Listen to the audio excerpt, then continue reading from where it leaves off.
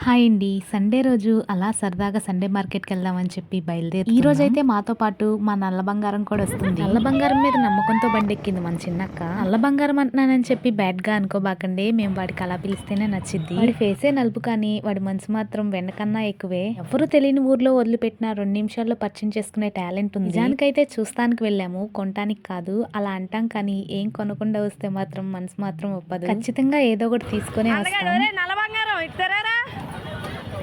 ఏమైనా తీసుకుంటే బేరమాడటానికి మన రెండో అక్క అయితే తోపనమాట. ఖచ్చితంగా వాళ్ళ చేత మమ్మల్ని తిట్టియటమో కొట్టియటమో జరిగిద్ది. ఫైనల్లీ ఆ దాడిని బేరానికే తీసుకునిద్ది. మన రెండో అక్కలో ఈ టాలెంట్ ఇక్కడ ఏం తినకుండా ఉండటానికి కారణం అమ్మ ఇంటి దగ్గరే వార్నింగ్ ఇచ్చొచ్చింది. వచ్చేలేక బిర్యానీ వండుతాను, ఏం తినకుండా రాండి. అయినా ఇంటి దగ్గర పై తిండ్లు అయితే చాలా తినొచ్చాము, చాక్లెట్లని ఇంకా అన్ని. ఈ నల్ల బంగారం వచ్చేసి మా మేనమామ వాళ్ళ కొడుకు అనమాట. అందుకే మేము అలా సరదాగా పిలుచుకుంటాం మా మరిదిని. వీడిన్నన్ని రోజులైతే ఇంకా నవ్వి నవ్వి చచ్చిపోతాం.